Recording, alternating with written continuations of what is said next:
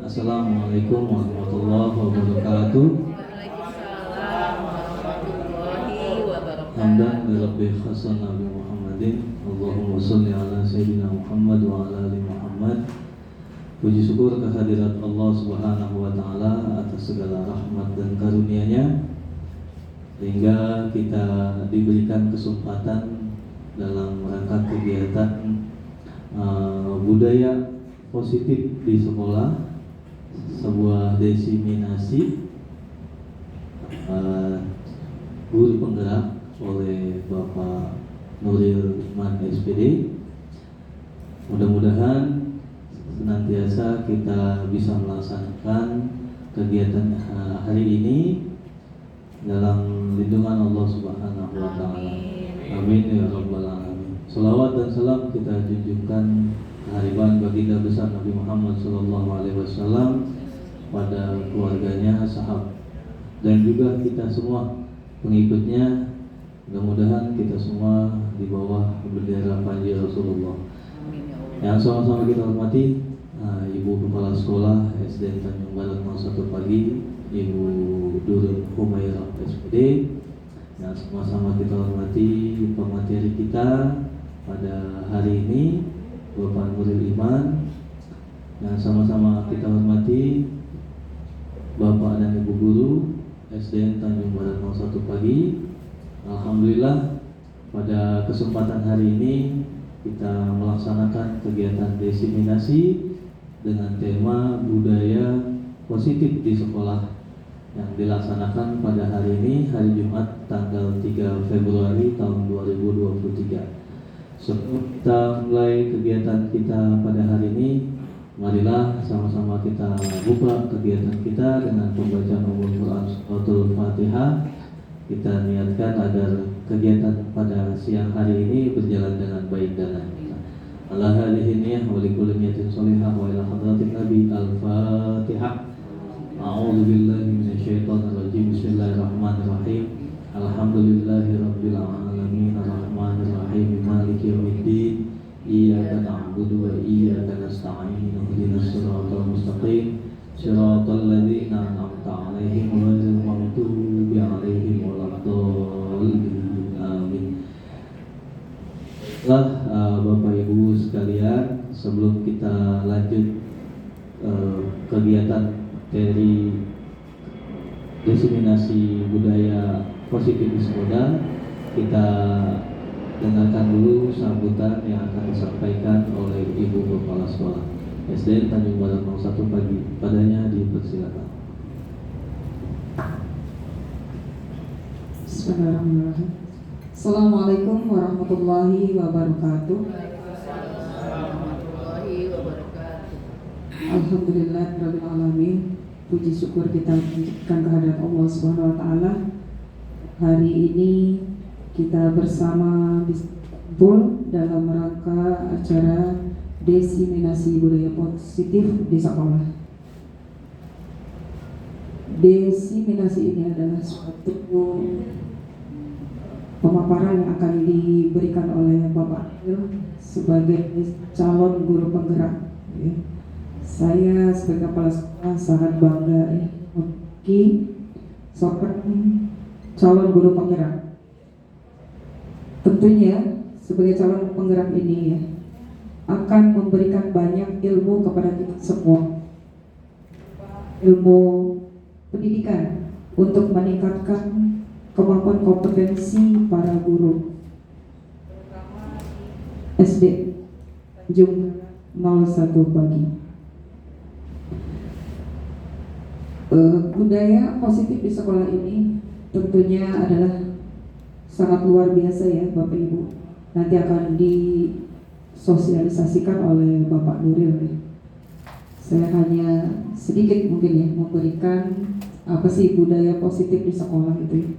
Budaya itu sepertinya adalah suatu kebiasaan bersama yang dilakukan dalam waktu yang lama juga atau panjang.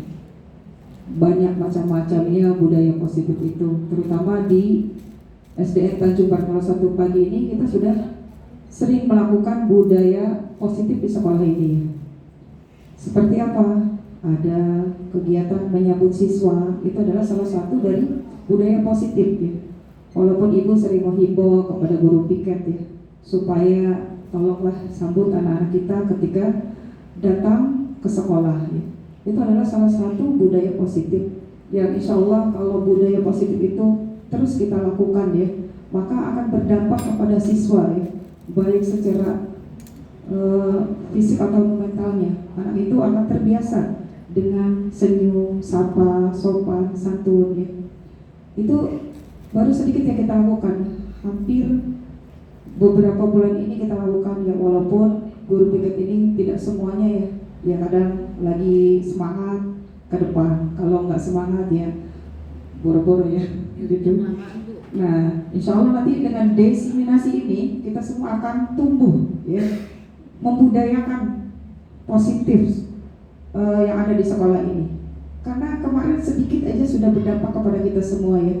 Alhamdulillah kedatangan Ibu Kadis itu adalah berdampak kepada anak-anak kita semua, dan itu ada nilai plusnya ya, bahwa anak-anak SDN Tanjung Barat 01 ini kok peduli ya gitu. Padahal kita dengan tidak disuruh gitu ya, dengan tidak kamu harus begini, harus begini, tidak. Tapi itu adalah spontanitas anak-anak ya.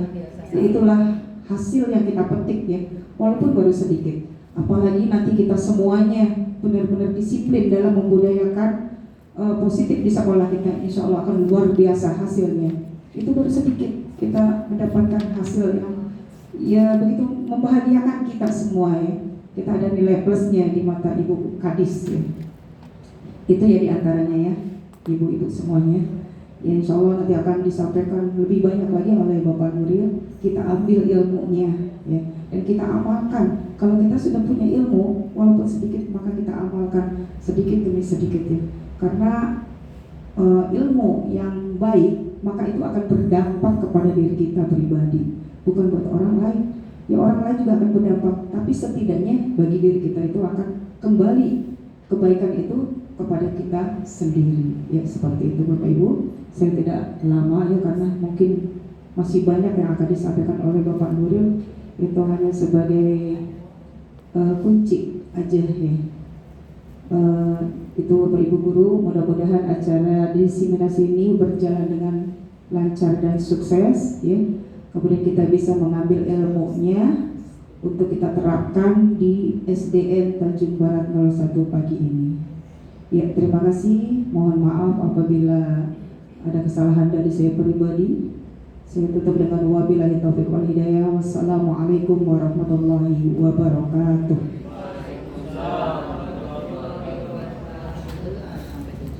Terima kasih kepada Ibu Kepala Sekolah Tanjung Barat 01 pagi atas sambutannya. Baiklah Bapak Ibu guru, alhamdulillah pada hari ini pemateri kita akan membawakan tema diseminasi tentang budaya positif di sekolah. Bapak Ibu guru sudah siap semuanya? Kurang semangat. Kalau gitu kita pakai tepuk semangat ya sama-sama ya. Sama-sama Bapak Ibu ya. Tepuk semangat. Semangat. Baiklah Bapak Ibu guru, alhamdulillah walaupun di siang hari ini cuacanya adem, sejuk, terus juga dingin, bawaannya ngantuk aja. Nah, tapi alhamdulillah Bapak Ibu guru semuanya semangat untuk mengikuti kegiatan kita pada hari ini. Untuk itu kepada pemateri kita guru penggerak Bapak Nuril Iman SPD kami persilahkan. Tepuk tangan buat Bapak Nuril.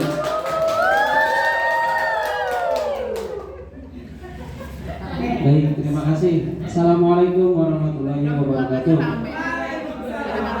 Ya, terima kasih kepada moderator Bapak Azhari, Bu Wakil Kepala Sekolah.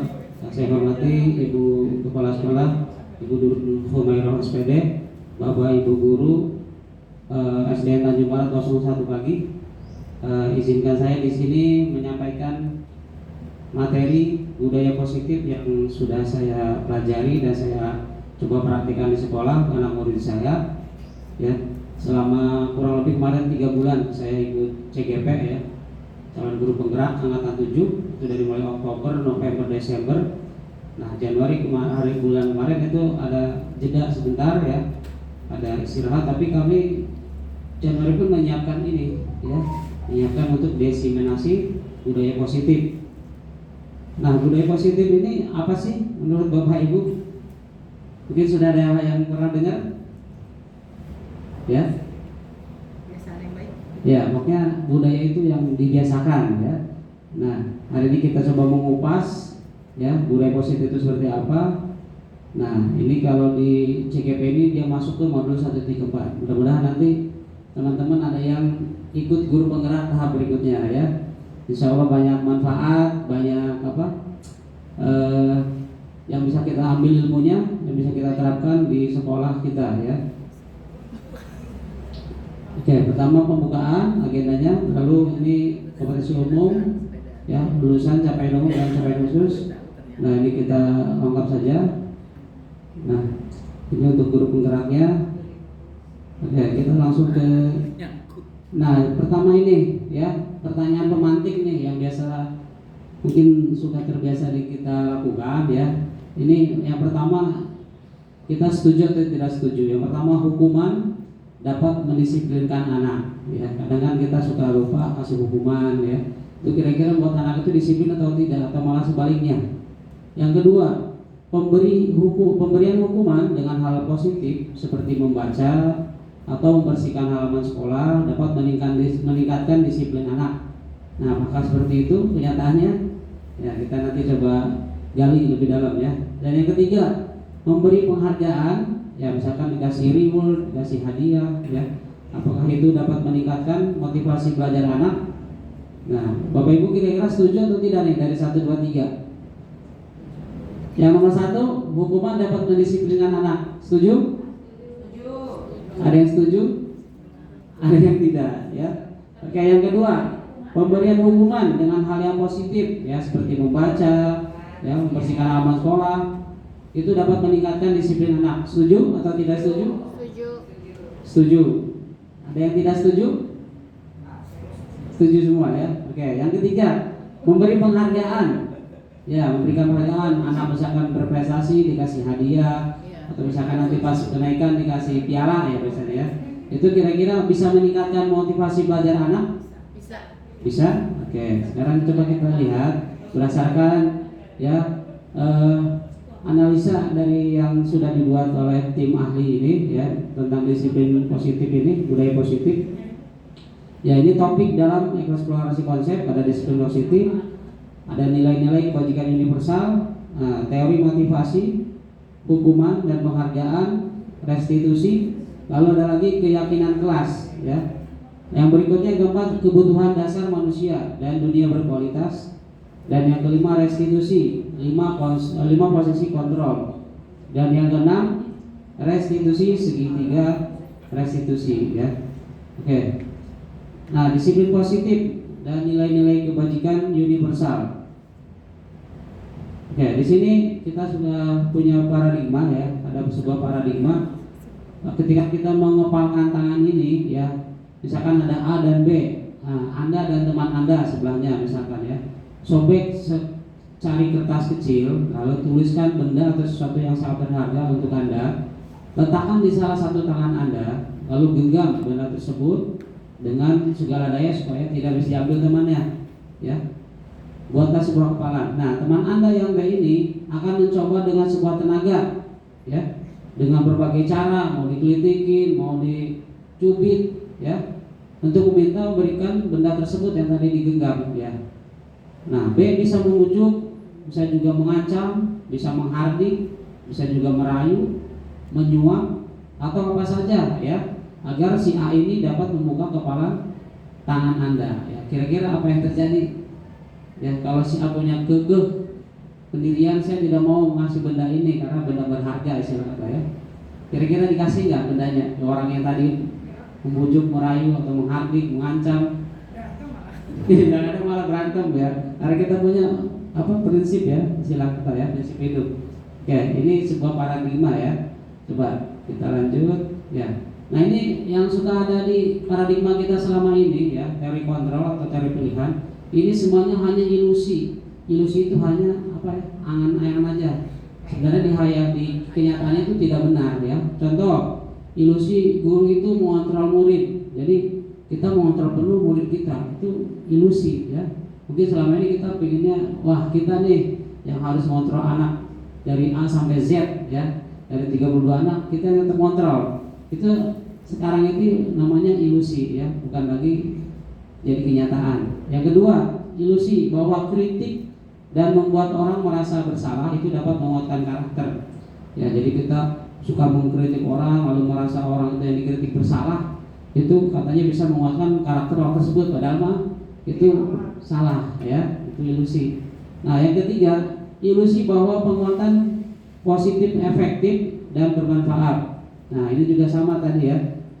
Jadi masih ilusi juga. Dan yang keempat, ilusi bahwa orang dewasa itu memiliki hak untuk memaksa. Jadi kita bisa memaksa anak untuk melakukan apa yang kita ingin. Ya, padahal anak punya keinginan sendiri ya, punya kemampuan sendiri. Ya, itu semuanya ilusi. Nah, di sini ada sebuah paradigma stimulus respon dan juga teori kontrol atau teori pilihan ya. Siapa yang sesungguhnya memiliki kontrol? Nah, ini stimulus respon ya. Yang selama ini mungkin sering kita lakukan ya, kita mencoba mengubah orang agar berpandangan sama dengan kita ya.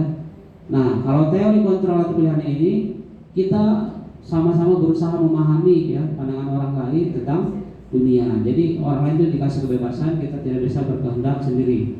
Yang kedua, perilaku buruk dilihat sebagai suatu kesalahan ya. Nah, kalau di teori kontrol, semua perilaku itu ada tujuannya ya. Jadi belum tentu seseorang melakukan yang menurut kita salah, tapi dia sebenarnya punya tujuan lain ya. Dan yang ketiga, orang lain bisa mengontrol saya ya. Ini juga salah ya. Yang benar itu hanya Anda yang bisa mengontrol diri kita sendiri ya. Jadi kita tidak bisa dikontrol orang lain, kitalah yang mengontrol diri sendiri. Nah, saya bisa mengontrol orang lain. Nah, ini juga salah ya. Anda tidak bisa mengontrol orang lain. Yang betul, kita tidak bisa mengontrol orang lain. Nah, lalu berikutnya pemaksaan. Itu ada pada saat bujukan gagal. Ya, ketika dibujuk gagal, ya dipaksa ya. Nah, cara yang benar yang kontrol pilihan ini kolaborasi dan konsensus menciptakan pilihan-pilihan baru. Jadi kita berkolaborasi dan konsensus dengan teman ataupun rekan kerja yang lain ya. Nah, terus stimulus respon yang berikutnya ini model berpikir menang kalah. Nah, mungkin selama ini kita merasa kita pengen menang atau pengen ada yang dikalahkan, itu salah ya. Kalau model yang benar itu sekarang model berpikir kita sama-sama menang, sama-sama kita maju ya. Jadi jangan kita pengen maju sendiri, jangan ketinggalan. Jadi kalau ada ilmu baru ataupun informasi baru ya kita sama-sama sharing, berbagi ya. Insya Allah ilmunya lebih bermanfaat dan berkah. Oke, berikutnya, nah di sini disiplin positif, teori kontrol, teori pilihan dari Dr. William Glasser ya. Nah, Anda tidak bisa mengontrol orang lain, hanya Anda yang bisa mengontrol diri Anda ya. Makna disiplin. Nah, di sini makna disiplin menurut tadi Dr. William Glasser, belajar kontrol diri dengan menggali potensi kita ya, agar tercapai tujuan mulia, yaitu sesuatu menjadi seseorang yang kita inginkan berdasarkan nilai-nilai yang kita hargai. Dan lalu berikutnya, semua perilaku itu mempunyai tujuan ya. Di sini ada teori motivasi. Pertama, motivasi dari ekstrinsik ya. Pertama, untuk menghindari hukuman. Ekstrinsik ini berarti dari luar ya. Yang kedua, untuk mendapatkan imbalan ya. Nah, berikutnya ini ada lagi untuk menghargai diri sendiri. Ini dari motivasi intrinsik. Lalu ada lagi nilai-nilai kebajikan universal dan kemudian ada keyakinan kelas. Nah, model berpikir menang-menang ya, juga ada kolaborasi dan konsensus menciptakan pilihan-pilihan baru. Ada 5 posisi kontrol ya. Ada yang sebagai penghukum, pembuat rasa bersalah, jadi teman, pemantau, dan juga yang terakhir manajer. Nah, berikutnya ada segitiga restitusi, menstabilkan identitas, validasi kebutuhan, dan yang terakhir menanyakan keyakinan. Lalu realitas ya, kebutuhan kita berbeda. Kita berusaha memahami pandangan orang lain tentang dunia, tapi setiap orang memiliki gambaran yang berbeda ya. Nah, ini 5 dasar kebutuhan dasar manusia. Ya, mungkin anak-anak juga sama ya. 5 dasar kebutuhan mereka yang pertama bertahan hidup, penguasaan, kasih sayang dan rasa diterima, lalu kesenangan, dan yang terakhir kebebasan ya. Oke, kita lanjut. Apa makna disiplin? Nah, disiplin ini asal kata dari bahasa Latin ya, asal katanya disiplina yang artinya belajar ya. Jadi selama ini disiplin itu artinya belajar menjadi hal yang lebih baik ya. Makna asal dari kata ini berkonotasi dengan disiplin diri dari murid-murid Sokrates dan Plato. Disiplin diri membuat orang menggali potensinya menuju sebuah tujuan apa yang dia hargai. Namun dalam budaya kita ya, makna kata disiplin telah berubah menjadi ya ini dia yang dikasih warna merah ini, sesuatu yang dilakukan seseorang pada orang lain untuk mendapatkan kepatuhan ya. Nah, kecenderungan umum adalah menghubungkan kata disiplin dengan ketidaknyamanan, bukan dengan apa yang kita hargai atau pencapaian suatu tujuan mulia. Ini makna disiplin. Oke, nilai-nilai kebajikan universal ya. Nah, nilai-nilai kebajikan universal itu apa? Sifat-sifat positif ya manusia yang merupakan tujuan mulia yang ingin dicapai setiap individu. Ya, nilai-nilai tersebut bersifat umum atau universal, lintas bahasa, suku bangsa, agama maupun latar belakang ya. Nah, setiap perilaku atau perbuatan itu memiliki suatu tujuan. Ini berdasarkan penelitian dari Dr. William Glasser pada teori kontrol tahun 1984. Dengan mengaitkan nilai-nilai kebajikan yang diyakini seseorang, maka motivasi intrinsiknya akan terbangun sehingga menggerakkan motivasi dari dalam untuk dapat mencapai tujuan mulia yang diinginkan. Nah, ini menurut si Diane Gosen ya, 1968. Nilai-nilai kebajikan yang ingin dicapai oleh setiap anak Indonesia ya, yang kita kenal dengan P3 ya, profil pelajar Pancasila ya. Di sini ada 6 dimensi. Yang pertama, beriman, bertakwa kepada Tuhan Yang Maha Esa dan berakhlak mulia. Yang kedua, mandiri, dan yang ketiga, benar kritis. Yang keempat, berkebinekaan global. Yang kelima, bergotong royong. Dan yang terakhir, keenam itu kreatif ya. Ini 6 dimensi profil pelajar Pancasila.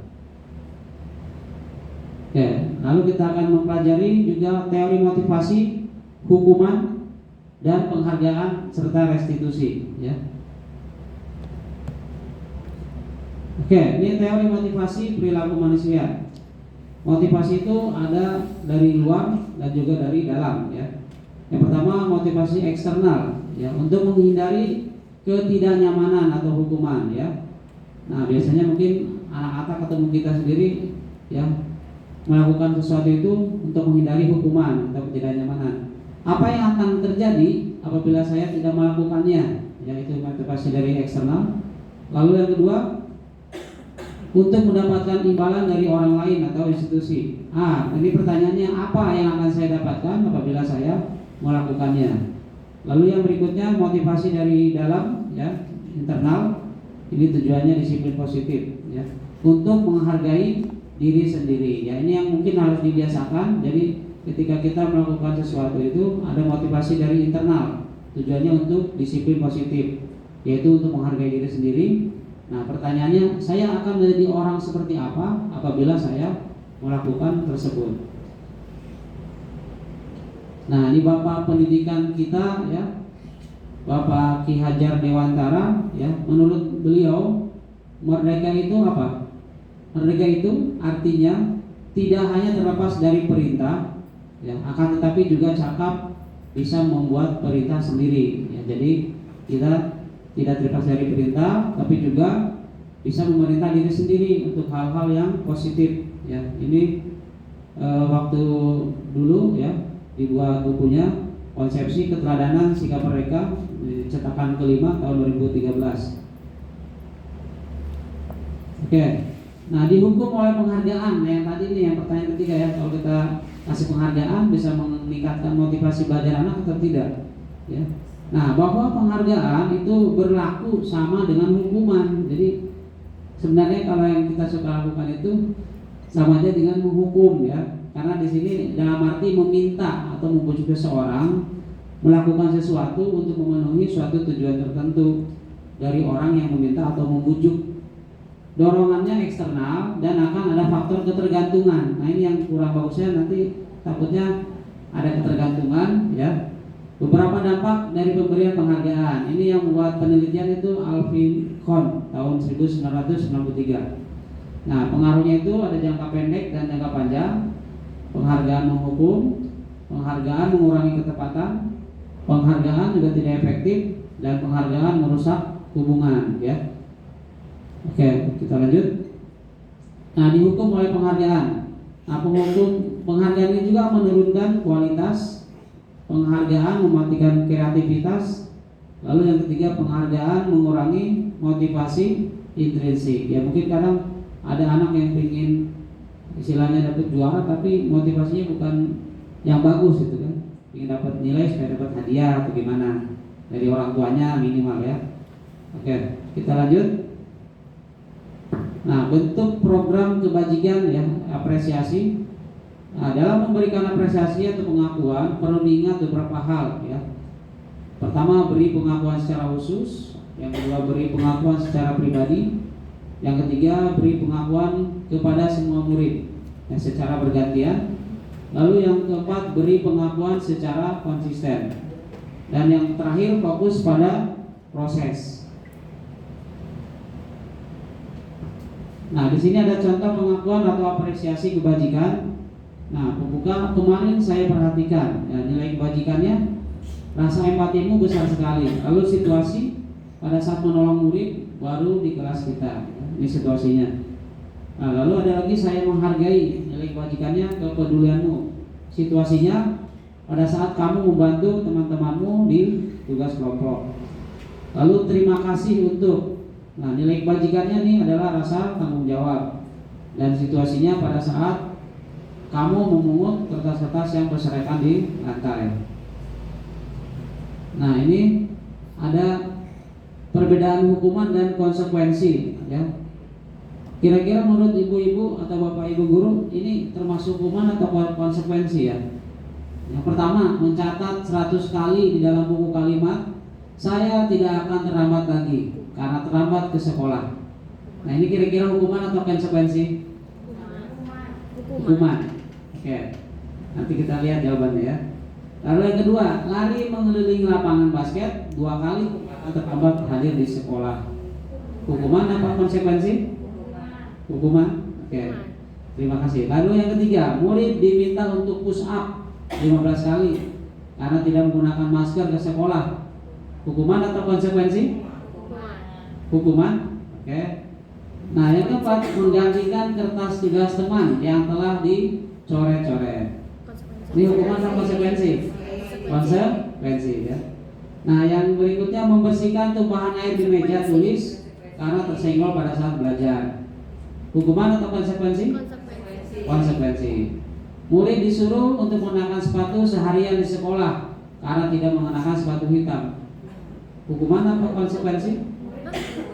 Guru disuruh untuk mengenakan sepatu seharian di sekolah. Iya, di seharian maksudnya dia kan misalkan sepatunya beda warna nih. Nah, jadi sama gurunya sebelum pulang pakai sepatunya sampai pulang, jadi pakai terus.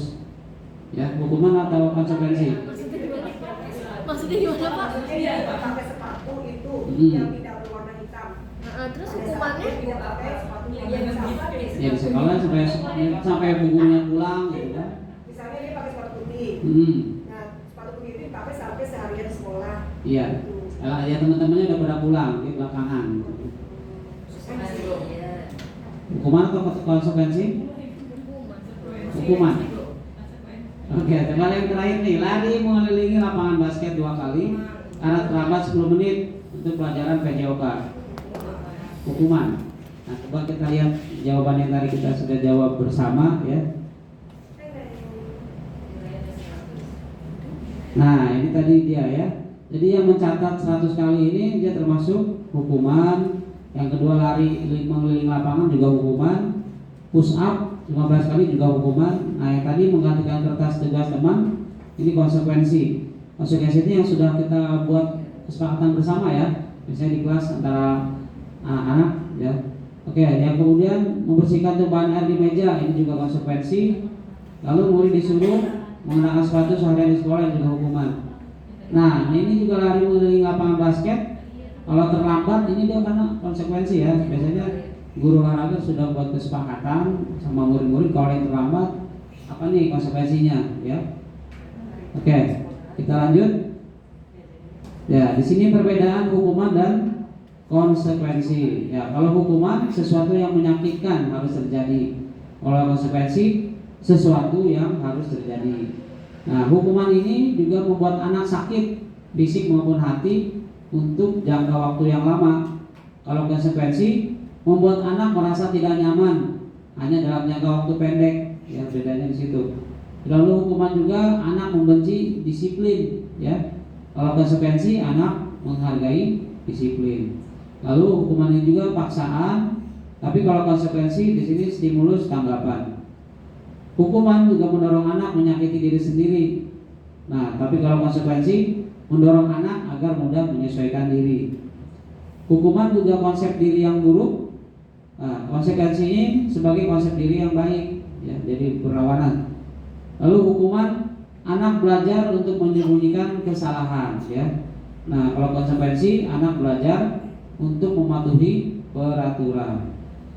Yang terakhir, hukuman ini anak-anak akan merasa marah, rasa bersalah, dipermalukan, dan merasa tak dihargai. Nah, untuk yang konsekuensi, dia kehilangan hak, dibuat tidak nyaman, diasingkan, tapi untuk sementara waktu. Ya. Nah, ini disadut dari restitusi karya Diane Gosen dan High Position of Control Yayasan Pendidikan Luhur. Oke, berikutnya. Nah, apa itu restitusi? Nah, restitusi itu adalah proses menciptakan kondisi bagi murid untuk memperbaiki kesalahan mereka, ya, sehingga mereka bisa kembali pada kelompok mereka dengan karakter yang lebih kuat. Restitusi juga merupakan proses kolaboratif, ya, yang mengajarkan murid untuk mencari solusi atas masalah mereka sendiri, ya, dan membantu murid berpikir tentang orang seperti apa yang mereka inginkan atau mereka ingin menjadi apa, ya, di sini tujuan mulianya, dan bagaimana mereka harus memperlakukan orang lain. Ya, di sini ada perbedaannya ya antara hukuman, konsekuensi, restitusi. Ya, kalau hukuman ini identitas gagal, lalu di sini ada lagi identitas sukses, itu konsekuensi dan restitusi. Nah, kalau hukuman itu sesuatu yang menyakitkan harus terjadi, tapi kalau konsekuensi sesuatu harus terjadi. Restitusi, ya, restitusi ini merupakan pilihan, ya.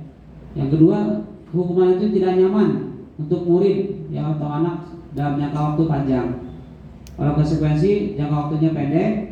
Nah, sedangkan kalau restitusi ini menguatkan murid atau anak dalam jangka waktu panjang. Ya, hukuman ini korban mendapatkan keadilan, ya. Kalau konsekuensi korban bisa diabaikan. Lalu kalau restitusi korban mendapatkan ganti, ya. Nah, untuk hukuman juga murid atau anak akan tersakiti. Nah, kalau konsekuensi murid atau anak dibuat tidak nyaman. Nah, untuk restitusi murid atau anak mendapatkan penguatan dari masalah yang mereka hadapi. Untuk hukuman, dia juga bersifat perilaku pasif agresif meningkat. Untuk konsekuensi, penguatan hanya bertahan dalam jangka waktu pendek. Untuk restitusi, masalahnya terpecahkan. Ya, berikutnya hukuman, sistem tidak akan berjalan bila murid tidak takut. Yang untuk yang konsekuensi memerlukan monitoring dan supervisi terus-menerus dari guru. Untuk yang restitusi ini, murid belajar bertanggung jawab untuk perilakunya. Nah, untuk yang hukuman ini juga berlaku hanya pada sebuah institusi, tidak berlanjut pada kehidupan nyata. Konsekuensi membantu penerapan mengikuti peraturan dalam masyarakat. Untuk restitusi fokus pada pemecahan masalah dalam jangka waktu panjang. Oke, untuk hukumannya peraturannya adalah titik-titik-titik, kamu harus titik-titik-titik. Ini peraturan, ya, hukuman. Tapi kalau konsekuensi, apa peraturannya? Lalu mampukah kamu melakukannya? Terima kasih. Nah, kalau untuk restitusi itu beda lagi. Apa yang kamu yakini, ya, apa yang bisa kamu lakukan untuk memperbaiki masalah ini. Oke, untuk yang hukuman juga, murid atau anak akan membenci peraturan, ya. Ini akan menjadi negatif, ya, bagi anak-anak. Lalu untuk konsekuensi, murid atau anak menghormati peraturan. Ini bersifat netral, ya. Lalu untuk yang restitusi, murid atau anak akan menghormati dirinya dan orang lain. Nah, inilah yang positif, ya. Yang restitusi ini yang positif, yang harus kita rubah dari itu dulunya hukuman dan konsekuensi kita rubah jadi restitusi, ya, supaya anak-anak itu merasa nyaman ketika mereka melakukan kesalahan, ya, dan mereka sendiri yang berpikir bagaimana cara melakukan perbaikannya. Oke, di sini 9 ciri-ciri restitusi. Ya, yang pertama, bukan untuk menebus kesalahan, namun untuk belajar dari kesalahan. Yang kedua, memperbaiki hubungan. Dan yang ketiga, tawaran, ya, bukan paksaan. Dan yang keempat, restitusi ini menuntut untuk melihat ke dalam diri, ya. Yang kelima, mencari kebutuhan dasar yang mendasari tindakan. Ya, mungkin anak-anak kita ada yang suka sedikit ngeyel, ya, atau yang suka kadang susah diatur. Itu lihat kita dari 5 kebutuhan dasar tadi. Apakah mereka ingin disayangi? Kan kadang-kadang, ya, ada yang caper, misalnya cari perhatian, ya. Kayak misalkan anak kelas 1 yang suka jalan-jalan mana-mana, itu sebenarnya dia tuh ada satu kebutuhan dasar yang dia ingin diturutin. Ya, mungkin dia ingin diperhatiin sama gurunya, dikasih sayangi, ya. Tapi karena gurunya mungkin menghandle 32 anak, kan gak mungkin satu orang dipegang seharian, istilahnya begitu, ya. Yang keenam, restitusi diri adalah cara yang paling baik. Dan yang ketujuh, restitusi fokus pada karakter, bukan tindakan. Dan yang ke-8, restitusi fokus pada solusi. Dan yang ke-9, restitusi mengembalikan murid yang berbuat salah, dia kembali ke kelompoknya. Nah, berikutnya kita akan belajar tentang keyakinan kelas, ya. Kalau yang biasanya mungkin kita sudah buat apa yang sudah dilakukan di sekolah, di kelas itu kesepakatan, ya. Nah, jadi sekarang itu namanya bukan kesepakatan kelas lagi, tapi keyakinan kelas. Jadi sudah berubah istilah dan juga kalimat-kalimat positifnya sudah banyak yang berubah, ya. Oke, mengapa tidak peraturan saja? Ya, mengapa harus keyakinan kelas? Ya, mengapa kita memiliki peraturan harus menggunakan helm bila mengendarai roda 2? Ya, padahal kalau ke jalan raya, jalan dekat, kita pikirnya kan aman, ya kan? Kita ngapain pakai helm? Tapi ada juga yang jarak dekat orang dia tetap patuh pakai helm, ya, karena mungkin ada dorongan instruksi saya ingin selamat, ya, meskipun tidak ada polisi, tidak ada rambu-rambu lalu lintas, kan kita kadang tidak tahu, ya, keluar rumah, namanya kita juga di jalan umum, ya, bisa saja ada tabrakan atau kecelakaan, ya. Yang kedua, mengapa kita memiliki peraturan 3M, ya, menggunakan masker, mencuci tangan, dan menjaga jarak 1,5 meter, ya, padahal istilahnya coronanya sudah mereda, ya, tapi kita tetap suruh anak-anak pakai masker, terus cuci tangan, ya, itu kan nanti akan anak-anak terbiasa baik di rumah maupun di sekolah, dan insya Allah kehidupannya juga lebih sehat dibanding yang jarang pakai masker maupun jarang cuci tangan. Yang ketiga, mengapa kita memiliki peraturan harus datang tepat waktu pada saat mengikuti pelatihan, ya. Nah, ini kan mungkin pas ketika latihan atau lagi ada ekskul, mungkin kita biasakan anak-anak datang tepat waktu supaya apa manfaatnya? Nah, supaya anak-anak kedepannya terdidik, terbiasa dengan menghargai waktu. Ini budaya positif, ya, ada lingkungan positif, keyakinan kelas, ada peraturan kelas. Nah, ini dulu kita sudah pernah buat kesepakatan kelas, ya, yang mana yang merupakan keyakinan kelas, lalu mengapa? Nah, di sini contoh kesepakatan kelas: datang tepat waktu, mengucapkan salam, menjaga kebersihan sekolah, berdoa sebelum dan sesudah kegiatan, aktif dalam pembelajaran, lalu yang berikutnya tertib, ya. Nah, di sini ada juga kesepakatan kelas: kami guru dan murid yang saling menyayangi, kami murid yang semangat belajar, kami murid yang peduli dengan teman-teman ya. Ini biasanya dulu kesepakatan kelas kita bahas seperti ini ya. Nanti kita rubah menjadi keyakinan kelas. Nah, di sini kegiatan pendalaman keyakinan kelas ada yang berupa tabel T, ada yang berupa tabel Y, ini tabel Y, ini tabel T. Nah, ini hormat ya. Kami meyakini bahwa sangat penting untuk menghormati semua orang dan barang milik orang lain ya. Ini kita harus dibiasakan ke anak-anak bahwa kita harus menghormati semua orang, baik itu anak kecil, orang dewasa, orang tua ya, kita tetap harus hormati dan menghargai atau menghormati barang milik orang lain supaya dia tidak merasa memiliki barang milik orang lain kan. Karena masih ada terbiasa anak-anak pensil temannya ada di meja, diambil, umpetin, dimiliki ya. Kalau kita udah terbiasa ini diterapin, insya Allah kalau dia melihat barang sesuatu bukan miliknya dibalikin ya. Kalaupun enggak ya bilang ke gurunya, nanti nemu pensil di meja atau pulpen atau alat tulis lain. Yang kedua, bekerja. Kami meyakini bahwa sangat penting untuk mengerjakan segala pekerjaan atau mengikuti kegiatan yang telah ditugaskan. Jadi semua kegiatan atau pekerjaan yang ditugaskan kita harus tuntaskan. Nah, yang berikutnya diterima dan dimiliki. Ya, kami meyakini bahwa sangat penting untuk merasa diterima pada suatu kelompok dan saling peduli satu dengan yang lain. Ya, jadi kita merasa diterima dan dimiliki dalam suatu kelompok atau suatu perkumpulan dan kita merasa saling peduli satu sama yang lain. Ya, misalkan ada temennya satu kelompok yang tidak bawa alat peraga, misalnya kita mau buat jaring balok-balok, ya, jaring kubus, atau misalkan yang kelas 4 mau buat praktek Bu Aisyah biasanya kelas 4.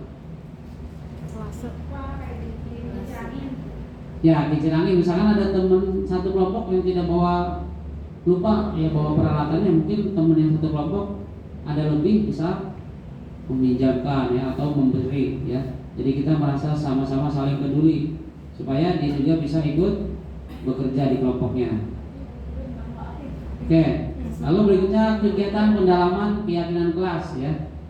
Nah, di sini dalam hal hormat ya, yang terdengar itu ya, satu orang berbicara, yuk saya bantu, kita bisa selesaikan ini bersama. Terima, tolong ya, permisi, boleh saya pinjam?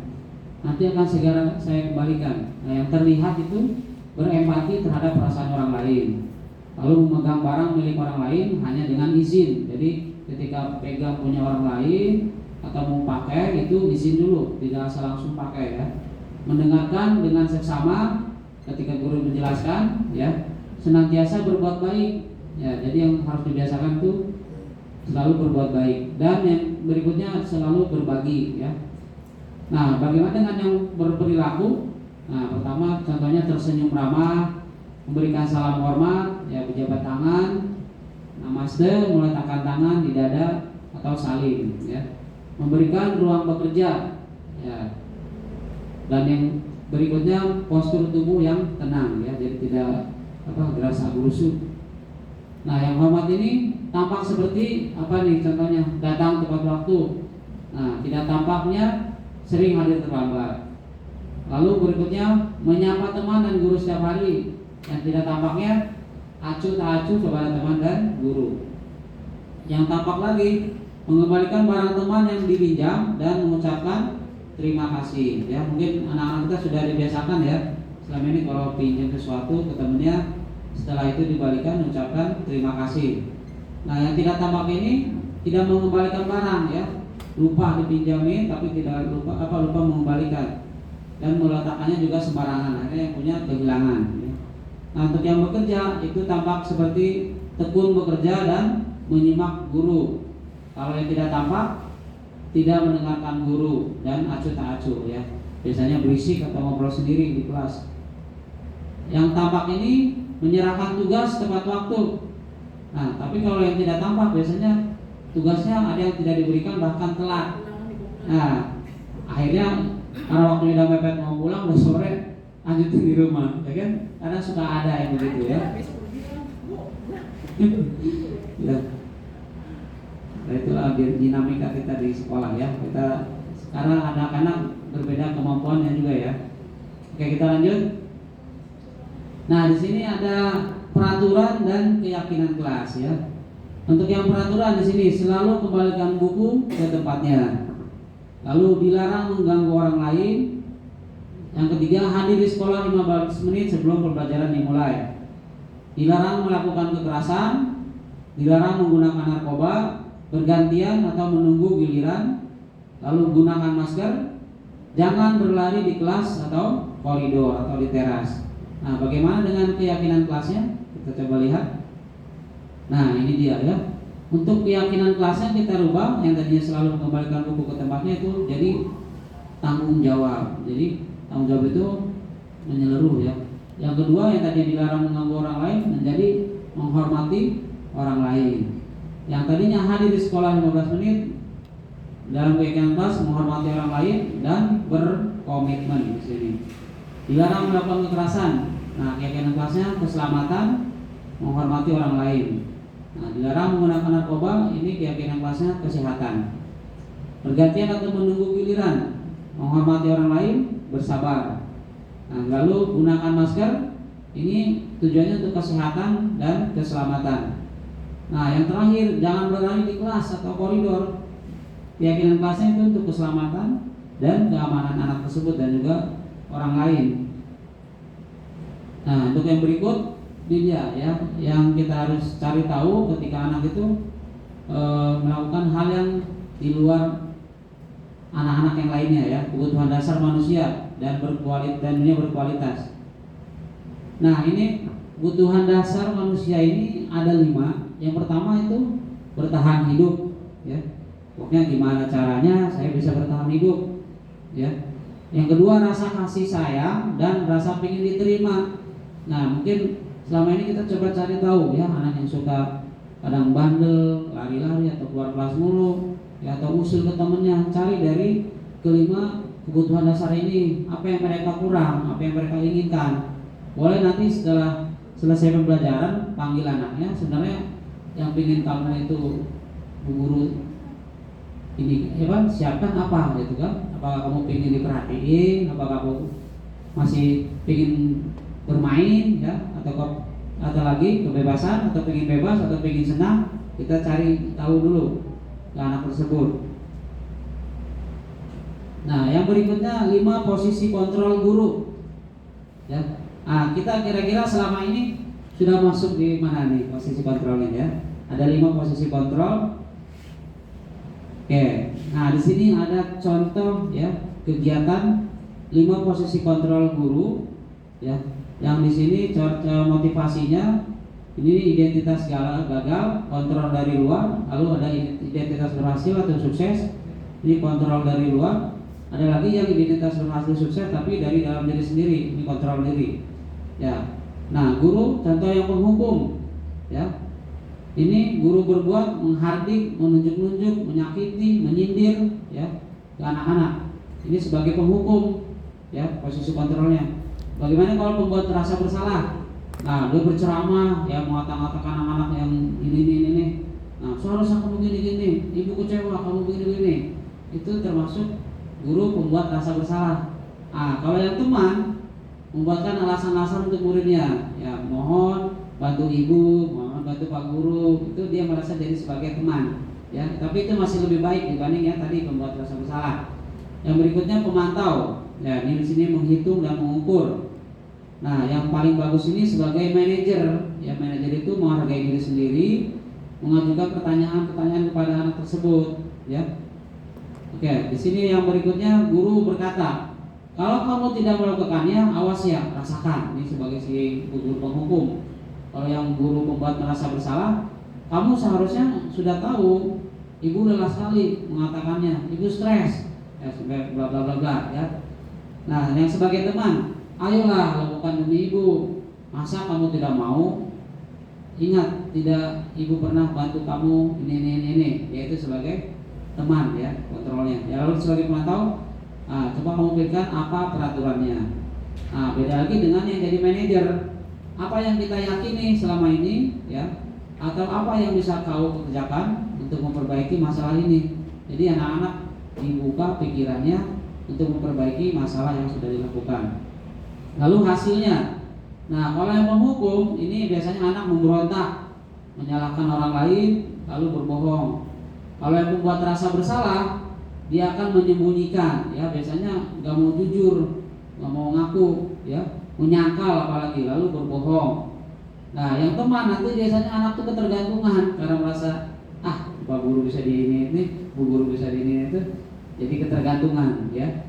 Lalu yang memantau lagi menyesuaikan diri bila diawasi. Nah untuk yang manajer ini paling bagus, dia akan menguatkan pribadi anak, ya. Nah bagaimana kaitan dengan dunia yang berkualitas? Nah untuk yang menghukum ini murid meletakkan guru di luar dunia berkualitas, jadi menganggap tidak berkualitas, ya. Kalau sebagai penghukum, kalau yang membuat rasa bersalah, murid meletakkan guru di dalam dunia berkualitas, ya. Kalau yang jadi teman, ini murid meletakkan guru itu sebagai orang yang sangat penting di dunia ini yang berkualitas. Nah kalau yang sebagai pemantau, murid meletakkan guru, peraturan dan hukum di dunia yang berkualitas. Nah beda lagi kalau yang sebagai manajer nih yang paling bagus, ya murid meletakkan dirinya sebagai individu yang positif dalam dunia berkualitas, jadi tidak mengandalkan guru lagi, tapi dia pribadi yang harus berubah menjadi individu yang positif. Nah lalu murid berkata untuk yang menghukum, biarkan saja, nanti juga marah-marah lagi. Nah kalau yang membuat rasa bersalah, maafkan saya. Yang jadi teman, saya pikir bapak ibu teman saya, ternyata begitu, ya. Nah yang sebagai pemantau, berapa banyak bintang yang saya harus peroleh, berapa halaman yang saya harus tulis. Nah yang sebagai manajer, bagaimana cara saya bisa memperbaiki keadaan. Jadi si murid ini memikirkan sendiri untuk memperbaiki kesalahannya, ya. Nah lalu dampak pada murid. Untuk yang menghukum, biasanya murid itu suka mengulangi kesalahan, diulang lagi. Untuk yang membuat rasa bersalah, merasa dirinya rendah diri. Kalau yang jadi teman, lemah, tidak mandiri dan ketergantungan. Nah yang sebagai pemantau ini menitik beratkan pada sanksi atau hadiah untuk dirinya. Nah untuk yang sebagai manajer ini dia biasanya mengevaluasi diri, bagaimana cara memperbaiki diri. Nah kira-kira Bapak Ibu sudah di posisi mana kontrolnya nih? Dari kelima posisi kontrol, apakah mungkin menghukum tidak ya? Membuat rasa bersalah juga tidak. Mungkin antara teman pemantau sudah bisa dicoba, atau yang manajer sudah pernah dicoba. Nanti kita coba praktekkan di kelas ya, ketika ada anak-anak, ya, bagaimana menjadi seorang guru yang punya kontrol manajer, ya. Ini yang terbaik. Jadi anak-anak itu timbul inisiatif diri sendiri untuk memperbaiki dirinya. Oke. Nah di sini ada pernyataan-pernyataan. Saya kecewa sekali dengan kamu, ya. Siapa yang mengatakan? Membuat orang merasa bersalah, ya. Kamu tidak pernah benar melakukannya. Nah ini sebagai penghukum. Ayolah lakukan demi ibu atau bapak yang sebagai kontrol seorang teman, ya. Nah lalu ada lagi, apakah kamu mau mendapatkan stiker bintang hari ini? Ini yang jadi kontrol sebagai pemantau. Nah yang kalau jadi manajer, bagaimana kamu bisa menyelesaikan masalah ini? Ya, jadi anak disuruh berpikir melakukan perbaikan yang sudah dia kerjakan kesalahannya. Nah, lalu kamu selalu yang paling terakhir. Nah, ini sebagai penghukum juga, ya. Mudah-mudahan kita tidak jadi yang penghukum atau membuat orang merasa bersalah, ya. Mudah-mudahan bisa mencoba menjadi manajer untuk kebaikan kita bersama, ya. Nah, ini bergerak antara peraturan pemantau, lalu konsekuensi hadiah, dan nilai-nilai manajer memperbaikinya, ya. Kalau kamu tidak, titik-titik saya akan, nah hukumannya apa? Ya, ini akan merasa anak tidak nyaman. Nah, kalau yang sebagai manajer, apa yang kamu yakini? Lalu bagaimana cara memperbaiki masalahnya? Nah, ini ya kiat-kiat berdua mendapatkan apa yang dibutuhkan anak. Ya, jadi kita diskusi sama anak suruh berpikir sendiri. Nah, ini yang terakhir adalah segitiga restitusi. Ya, apa itu segitiga restitusi? Nah, di sini yang pertama menstabilkan identitas, ya. Nah, ketika anak-anak itu melakukan kesalahan, misalkan datang terlambat 10 menit atau 15 menit dari waktu yang sudah ditentukan, ya kita jangan langsung menyalahkan anak juga ya. Gimana sih? Kan Pak Guru sudah ingatkan, Ibu Guru sudah ingatkan, tidak boleh terlambat datang ke sekolah. Ya, sebenarnya kan anak punya alasan kan? Terlambat itu mungkin bannya bocor, atau mungkin orang tuanya gantian motor sama adiknya nganterin dulu ke sekolah yang satu, ya. Nah, di sini kita bisa menguatkan anak itu dengan kata-kata, setiap orang pasti pernah melakukan kesalahan. Pak Guru, Ibu Guru juga pernah, ya. Lalu kamu bukan satu-satunya yang pernah melakukan ini. Nah, setelah menstabilkan identitas, kita lanjut ke validasi kebutuhan dia, ya. Kita tanyakan, misalkan kamu tentunya punya alasan. Jadi kita tanya dulu, yang kita langsung menjudge anak itu salah, sudah terlambat, tidak mengumpulkan tugas. Kita tanya dulu, kamu pasti punya alasan kenapa tidak datang tepat waktu atau tidak bisa mengumpulkan tugas. Ya, nah berikutnya ada cara yang lebih efektif tidak untuk mendapatkan apa yang kamu butuhkan. Nah, setelah validasi kebutuhan ini selesai, kita lanjut ke menanyakan keyakinan, ya. Nah, kira-kira nilai apa yang telah kita sepakati di kelas ini yang sudah kita buat keyakinannya. Nah, lalu kamu ingin menjadi orang yang seperti apa? Nah, di sini kita minta saran dari anak, apa yang telah dia lakukan itu salah. Dia apa yang akan dilakukan untuk memperbaikinya. Misalkan dia tidak mengerjakan PR ya, matematika ya. Kemarin saya juga coba pernah praktek tuh anak-anak ya. Ketika ada anak yang tidak mengerjakan PR, itu saya tidak langsung menyalahkan kamu tidak dapat nilai, kamu tidak mengerjakan PR. Nah, tapi dipanggil ya.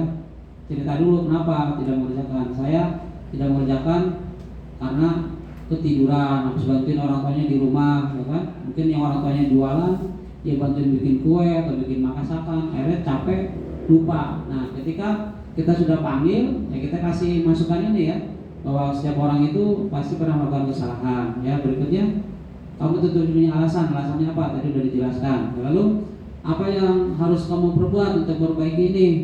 Jadi, dia suruh berpikir sendiri. Oh ya Pak, nanti selesai belajar saya mengerjakan PR, dibantu didampingi sama teman, misalkan yang temannya lumayan bisa matematikanya ya. Nah, tapi tetap kita selesai belajar kita tetap pantau ya. Jadi dia punya inisiatif sendiri untuk memperbaiki diri ya. Tidak kita yang langsung menjas atau memberikan hukuman. Oke. Nah, ini untuk membuat anak yang merasa gagal karena berbuat salah menjadi positif terhadap dirinya. Nah, guru berkata ini menstabilkan identitas ya dari segitiga restitusi. Berbuat salah itu hal yang manusiawi ya, misalkan. Atau tidak ada manusia yang sempurna ya. Bapak, Ibu juga pernah berbuat salah. Kita pasti bisa menyelesaikan masalah ini. Nah, Bapak Ibu tidak tertarik untuk mencari tahu siapa yang benar, siapa yang salah. Bapak Ibu lebih tertarik untuk menyelesaikan masalah. Ya, misalkan ada anak yang berantem ya, pasti kan nggak ada yang mau ngaku siapa yang duluan siapa yang belakangan ya. Oke, kalau kamu menyalahkan dirimu sendiri terus menerus, apakah kamu bisa bersikap baik pada diri kamu sendiri? Nah, ini bisa jadi pertanyaan pemantik ke anak supaya anak berpikir lebih kritis ya terhadap masalah yang dia lakukan. Nah, lalu berikutnya validasi kebutuhan ya. Di sini membantu murid mengenali kebutuhan dasar yang ingin dipenuhinya ketika melakukan kesalahan. Ya, pada dasarnya setiap tindakan manusia tujuannya adalah memenuhi kebutuhan dasar yang tadi ya. Ada 5 kebutuhan dasar, apakah itu penguasaan, kebebasan, kasih sayang dan rasa ingin diterima, kesenangan atau bertahan hidup ya. Nah, guru berkata, kamu bisa saja melakukan hal yang lebih buruk. Nah, tapi kamu tidak melakukannya kan? Kamu pasti punya alasan mengapa melakukannya. Ya, apa yang penting bagi kamu? Kamu boleh tetap berusaha menjaga sikap itu, tapi tambahkan sikap yang lain, yang baru. Maukah kamu belajar cara lain untuk mendapatkan yang kamu butuhkan tanpa harus memukul? Nah, misalkan ada anak yang suka temperamen ya, kita kasih pertanyaan seperti ini, kayak dia mikir ya dari kesalahan yang sudah dilakukan untuk memperbaiki dirinya sendiri. Apakah kamu bisa melakukan dengan lebih baik besok lagi? Nah, ini pertanyaan-pertanyaan untuk yang validasi kebutuhan. Nah, bagaimana untuk yang menanyakan keyakinan? Ya, di sini anak melihat kesalahannya dihubungkan dengan norma sosial dan nilai-nilai yang mendasari manusia berinteraksi dengan orang lain. Nah, bisa juga guru berkata, apa nilai yang kita percaya di kelas atau sekolah kita? Nilai-nilai universal apa yang telah kita sepakati? Nah, kelas yang ideal itu seperti apa sih? Nah, kamu ingin jadi anak seperti apa? Apa yang kamu rasakan ketika kamu melakukan itu? Nah, kamu menjadi orang yang seperti apa? Ya, jadi anak-anak dibuka pikirannya setelah melakukan kesalahan, kita tanyakan pertanyaan seperti ini supaya dia berpikir sendiri. Ya, ini intervensi 30 detik. Ya, apakah kamu ingin berbuat lebih baik? Nah, ini sampai berikutnya. Apa yang kamu inginkan? Peraturannya apa? Tadi sudah dijelaskan di depan. Ya. Nah, untuk refleksi, ya dari yang sudah dijelaskan tadi sama saya, ya, ini sudah yang terakhir, Bapak Ibu. Hal baru apa yang mengubah paradigma saya yang saya dapatkan? Apa kira-kira Bapak Ibu? Paradigma barunya tadi tentang apa? Yang tadi hukuman, konsekuensi dirubah jadi apa? Keyakinan kelas, ya. Jadi kita jadi keyakinan kelas. Sekarang terus apa lagi tadi? Kita berusaha jadi apa? Posisi kontrolnya. Nah, manajer itu yang paling bagus supaya anak itu inisiatif dari dalam diri sendiri itu ada, ya.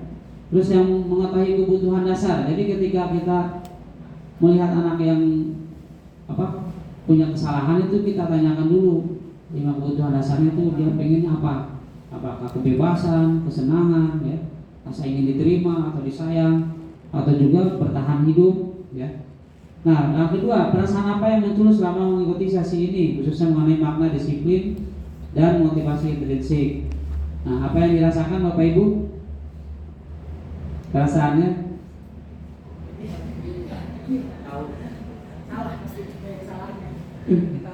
Ya, jadi lebih tahu ilmu baru, ya. Oke, yang ketiga, peran Among seperti apakah yang saya lakukan selama mengikuti modul ini? Ya, ini yang tadi 5 posisi kontrol guru yang sudah kita lakukan selama ini sudah masuk ke mana nih? Ya, nah mungkin ini bisa jawab dalam diri sendiri, ya. Apakah sudah di posisi yang tadi teman atau tapi kalau mungkin semua hukum-hukum tidak kali, ya. Sekarang udah jarang Bapak Ibu guru melakukan hukuman, ya. Kebanyakan sudah tahap yang tadi, ya, teman, terus apalagi pemantau, sama yang terakhir manajer, ya. Mungkin yang manajer masih agak jarang, tapi kita coba berusaha untuk menjadi manajer, ya, supaya anak-anak itu terbiasa budaya positifnya di sekolah kita. Nah, yang keempat, saya akan menjadi Among yang seperti apa setelah mengikuti modul ini? Ya, tadi kan sudah diajarkan apa, dipelajari 5 Among, ya, 5 posisi kontrol guru. Kira-kira mau jadi posisi kontrol yang mana nih setelah belajar ini? Kita berusaha belajar menjadi manajer, ya. Bagus. Nanti setelah ini pun ini tidak hanya sampai di sini. Kalau nanti kita mau apa tanya jawab sendiri di ruang guru ataupun mau sharing konsultasi, ya nggak apa-apa. Kita sama-sama berbagi, ya. Walaupun saya juga ada yang kurang, nanti saya bisa berbagi dengan Bapak Ibu guru, ya, untuk memperbaiki, ya, sekolah kita dan juga anak-anak kita, ya. Nah, demikian dari saya. Selanjutnya sesi tanya jawab. Pak Ari, kalau yang mau bertanya mungkin 1 atau 2, Bapak Ibu guru.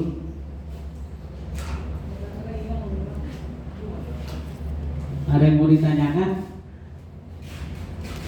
sebelum kita tutup sesi diseminasi budaya positif di sekolahnya? Kayaknya materinya belum di-share, Pak. Oh ya, materi nanti saya share di grup, ya. Mohon dikasih tanda bintang, ya, karena apa? Ini ilmu baru yang akan kita coba terapkan ke anak-anak, dan ini sudah berlaku mungkin dari awal kurikulum Merdeka, ya. Ini sudah bertahun diterapkan, apalagi yang sekolah-sekolah penggerak ini sudah lumayan mengena, ya.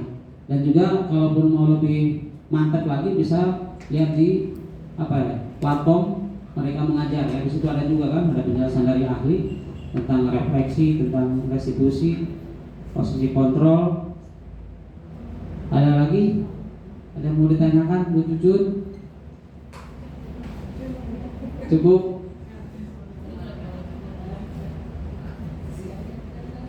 kalau tidak ada kita tutup aja Pak Azhari. Kegiatan diseminasi budaya positif di sekolah hari ini. Ya, alhamdulillah luar biasa tadi apa yang disampaikan oleh pemateri kita Bapak Nuril Iman. Bapak Ibu guru, bagaimana? Udah paham semuanya? Ada yang mau bertanya? Sekira-kira sebelum kita akhiri kegiatan diseminasi kita ini tentang budaya positif di sekolah, ada yang mau bertanya atau ditanyakan? Ya kayaknya cukup ya.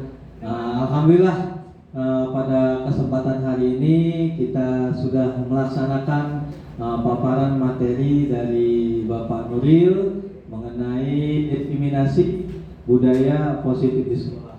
Banyak sekali ilmu yang kita dapatkan tentang strategi penindakan ketika budaya-budaya di sekolah itu bagaimana caranya, bagaimana memecahkannya, ada jalan yang bisa dilaksanakan oleh kita para pendidik kepada anak murid kita semua. Terima kasih kepada Bapak Nuril atas materi yang telah disampaikan kepada kita. Itu saja. Sebelumnya kita beri aplaus dulu kepada Bapak Nuril. Baiklah Bapak Ibu guru serta teman-teman sekalian, Ibu Kepala Sekolah, pemateri dan juga Bapak Ibu guru, alhamdulillah pada kesempatan hari ini kegiatan materi bimbingan diseminasi tentang budaya positif di sekolah kita tutup dengan baca hamdalah bersama-sama. Alhamdulillahirabbil alamin. Tepuk tangan saya lagi buat kita semua. Ya, bila taufiq wal hidayah. Assalamualaikum warahmatullahi